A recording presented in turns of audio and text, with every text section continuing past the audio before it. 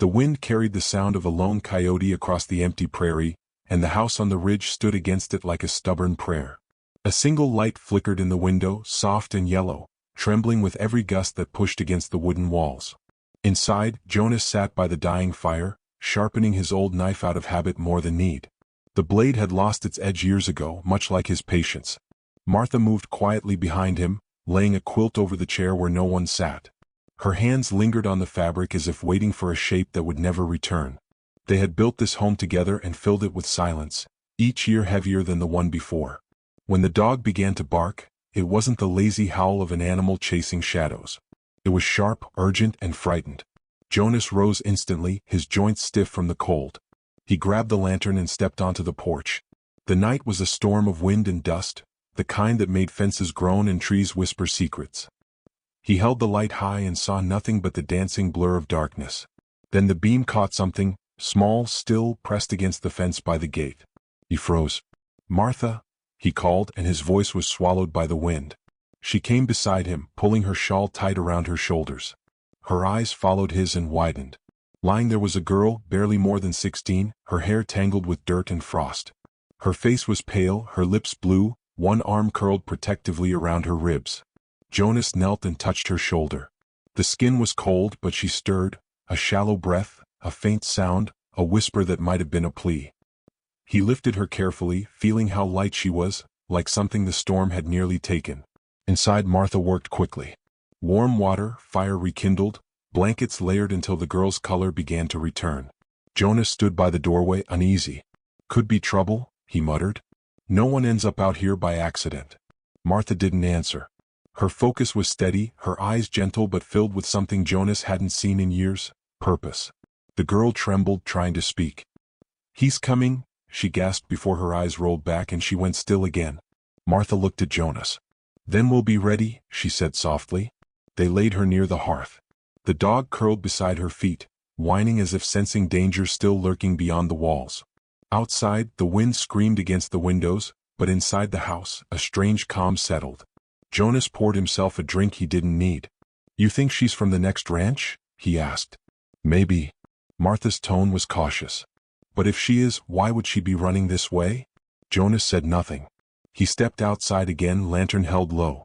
The fence stretched like a scar across the land. Near the post where he'd found the girl, he saw something carved into the wood, rough, hurried. A circle slashed through the middle. He stared at it for a long time, the wind biting his face. That mark stirred an old memory. Men he once knew, men who left warnings that way before riding in under darkness. When he came back in, Martha was sitting beside the girl, brushing her hair gently. "She's just a child," she whispered. Jonas leaned his shotgun against the wall and said, "Children can bring more danger than grown men." She looked up at him then, eyes hard. "She's hurt. That's all that matters tonight." They ate in silence. Every few minutes, Jonas glanced toward the door, expecting to hear hooves or voices carried on the wind. Martha's thoughts were elsewhere, years behind them, back to a tiny grave beneath the willow tree, the son who never grew, the nursery she had locked and never reopened. She saw that same fragility in the girl's stillness, and her heart, against reason, began to ache again. The fire burned low. Jonas finally spoke. "If she wakes and runs, we'll let her. I won't have strangers dragging trouble to our door." Martha didn't argue. She only said, "If she runs, it'll be because she still thinks no one will help her." Hours passed. The storm eased into a whisper. Jonas dozed in his chair, shotgun resting across his knees. Martha kept watch until dawn. When the first light broke through the window, she noticed the girl's eyes open. They were green, clear, frightened but alive. Martha smiled softly. "You're safe now," she said. The girl's lips moved, voice cracked from thirst. "Why did you help me?" Martha hesitated. "Because once, someone should have helped me." Outside, the sky turned pink over the hills. Jonas stepped onto the porch, scanning the horizon. The land seemed peaceful again, yet something inside him knew peace never lasted long out here. His gaze fell on the carved mark at the fence, fresh and dark against the morning wood. He reached out, touching it with his thumb, and the chill ran through him. Whoever made it had done so while they slept. He looked back at the doorway where Martha stood watching him, her expression unreadable, the girl's faint silhouette behind her in the warm light. Jonas didn't say a word. He tightened the latch on the gate, checked the load in his gun, and blew out the lantern. The day was just beginning, but the feeling in his chest told him something had already started long before dawn. By mid-morning the girl could sit up, though her hands shook when she tried to drink. The sun had turned the frost to silver threads across the yard, and the air smelled of damp earth and smoke. Martha sat nearby, slicing bread, her voice gentle but searching. "What's your name, child?" The girl hesitated before whispering, "Lydia?" She spoke as if unused to her own voice, each word brittle with fear. Jonas watched from the doorway, arms crossed, unreadable. He'd been outside since dawn, mending a post near the gate where the strange mark still scarred the wood. He didn't like mysteries, and this one already felt too close. Lydia glanced around the small room, plain walls, worn furniture, everything touched by years of labor and loneliness. "You can rest here," Martha said, placing the bread and milk beside her. Lydia nodded, though her eyes darted toward the window as if expecting someone to appear. When she reached for the cup, Jonas noticed bruises up her arm, thin and old, the kind that told a story no one wanted to speak aloud. He turned away, the sight gnawing at something buried deep inside him. Later, when he saddled his horse, Martha followed him to the porch. "You're going to town?" she said, not asking. He gave a curt nod. "If she's missing, someone will be asking about her. I'd rather hear it first." She touched his arm lightly. "Be careful what you bring back." Jonas didn't answer. The road to town stretched flat and colorless under a pale sky. He rode past dry creek beds and the remnants of last summer's fire. It was a silent country, where only wind and memory spoke. At the saloon, talk was already circling. A rancher's stepdaughter gone missing, rumor said she'd stolen a silver cross. Jonas listened without revealing himself, eyes steady on his glass. One man spat into the dirt. "The old man's offering coin to whoever brings her back, alive or not." The tone of those words made Jonas's stomach twist. By the time he returned, the sun was bleeding out behind the ridge. He found Martha and Lydia on the porch. Martha was teaching her how to braid rope, their laughter soft against the fading light. It startled him, how easily the sound fit in that place, as if it had been waiting for years. Lydia smiled at him, hesitant but hopeful. Jonas nodded once, saying nothing. Inside, he told Martha what he'd heard. She went still, her hand pressing against her chest. "You think she took anything?" He shook his head. "I think she took her chance to live." That night, Lydia woke from a dream and cried out. Martha was there instantly, soothing her like a child. Between sobs, Lydia whispered fragments, men shouting, a gun, the weight of someone's hand forcing her down. The words tangled into silence before she could finish. Martha brushed her hair, her own heart breaking quietly. When Lydia drifted back to sleep, Martha stayed beside her until dawn, unable to close her eyes. Jonas rose early and went to repair the barn roof, though his gaze kept returning to the horizon. Something had shifted inside him since the girl arrived. He didn't want to name it. Hope was too dangerous a word out here.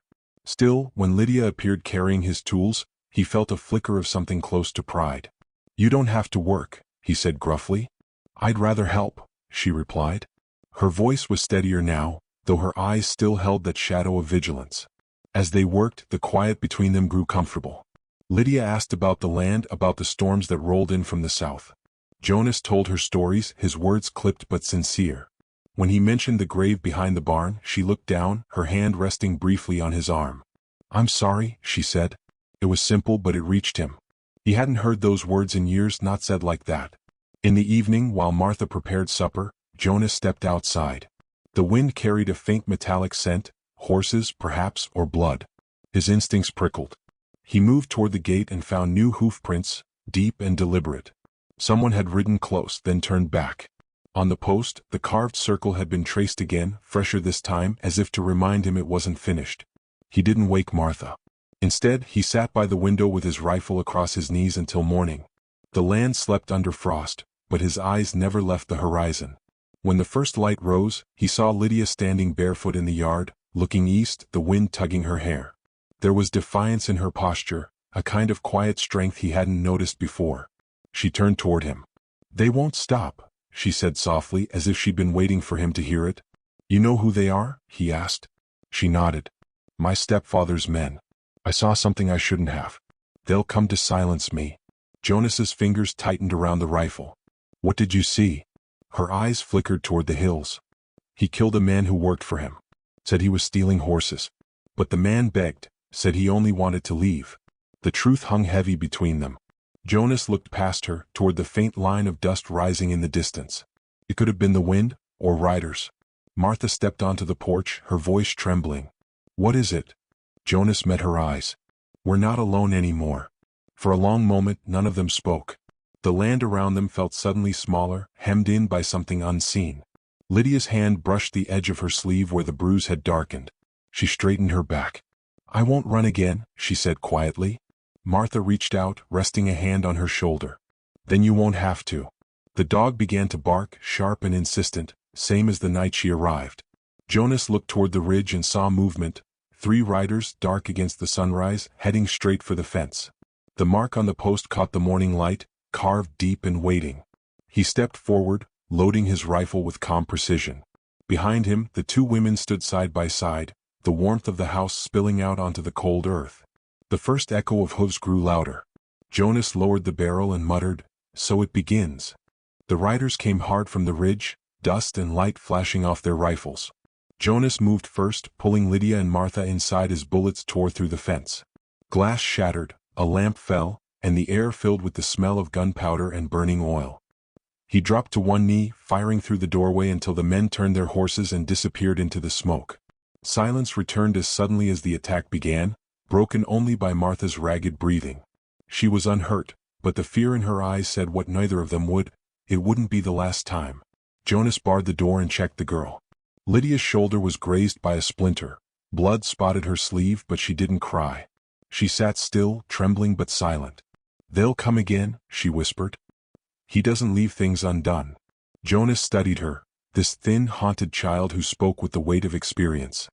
He wanted to ask who he was, but the answer already lived behind her eyes. He poured water into a basin and handed her a cloth. "Clean it. Don't bleed on the floor."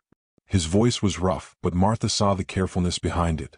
When the house settled back into uneasy quiet, Jonas sat by the fire, the rifle leaning against his knee. Martha approached him softly. "You can't fight them alone." He didn't look up. "Then we'll fight together." She touched his shoulder, firm now. "You and I both know this land's seen enough blood. We need a way out." But Jonas had nowhere else to go. The land was his penance and his prison. Outside, the smoke thinned, revealing the charred scars along the barn wall. He spent the afternoon repairing what he could, the rhythm of hammer and nail steadying his thoughts. Lydia came to him, her arm bandaged, her steps hesitant. "You should have left me," she said. "I bring trouble." Jonas didn't stop working. "Trouble's been here longer than you," he replied. She helped him in silence after that, passing nails, holding planks. The work stitched something wordless between them, a fragile truce built on survival. That night, the storm returned, heavy and relentless. Thunder rolled across the hills, shaking the windows. Jonas lit a lamp and found Martha at the table, the locket in her hands. It had fallen from Lydia's torn coat earlier. She opened it again, staring at the small, faded picture inside. A child, a stitching pattern along the edge she recognized instantly. Her breath caught. "Jonas," she said softly, "look at this." He leaned in, the firelight trembling across his face. The photograph showed a baby wrapped in a quilt Martha had made years ago. Every stitch, every thread unmistakable. It had belonged to their lost son, taken during the winter raid when everything they'd built had turned to ashes. Jonas's jaw tightened. "Where'd she get it?" "She said nothing," Martha answered. "Maybe she doesn't even know." When Lydia entered, the room froze. She saw the locket in Martha's hand and stopped cold. Her eyes widened, panic rising. "Where did you find that?" she demanded, stepping forward. Jonas's tone cut through her fear. "It was yours. Where did you get it?" Lydia hesitated, then sank into the nearest chair. "My mother gave it to me before she died," she said. "She said it came from a woman west of the ridge, a woman who'd lost something precious." Martha's hand shook. "That woman was me." For a moment, the storm outside faded beneath the weight of silence. Lydia's gaze dropped to the table. "She told me it was meant to remind me that kindness still existed. She found it in an abandoned cabin years ago." Her voice cracked. "She said someone must have left it behind when they ran from fire." Jonas turned away, his breath uneven. The truth felt both impossible and inevitable. The thunder broke again, and with it came another sound, hooves, distant but growing closer. Jonas snatched his rifle. "They're back." Martha stood, trembling but resolute. "We can't fight them in the open." Lydia rose too, fear replaced by fierce determination. You can't face them for me. This is my fault. Jonas shook his head. It's our fight now. He pushed them toward the cellar door. Stay there until I call. Martha caught his arm. Don't do something foolish. It's too late for that, he said quietly, then stepped into the storm. Rain came down in sheets, lightning tearing the sky open. The attackers moved like shadows through the trees, their torches hissing in the downpour. Jonas took position behind the trough, every sense sharpened. When the first man appeared, Jonas fired. The flash lit the yard and chaos followed, shouts, thunder, the echo of vengeance. Martha and Lydia huddled below, hearing each shot as if it cracked through their bones. Then came a cry, Jonas's voice pained but alive. Lydia couldn't stay still. She climbed the steps, ignoring Martha's plea. Through the door, she saw him standing over a fallen rider, blood soaking his sleeve. Another figure emerged behind him, gun raised. Without thinking, Lydia grabbed the old revolver by the stairs and fired. The man dropped before he could shoot. The recoil nearly broke her wrist, but she didn't stop shaking until Jonas turned and saw her. The last of the men fled into the storm, their torches vanishing one by one. Jonas limped back to the porch, soaked and bleeding. Lydia ran to him, her face pale but resolute. You would have been killed. He looked at her, the stormlight glinting off his wet beard. You already saved me, he said, voice low. Guess we're even now. When the rain finally eased, Martha stepped outside, her dress clinging to her. She looked at the wrecked yard, the broken fence, the blood in the mud, and then at Jonas and Lydia standing together under the gray dawn. It's not over, Jonas said. Martha nodded, glancing toward the horizon where clouds still gathered. No, she whispered.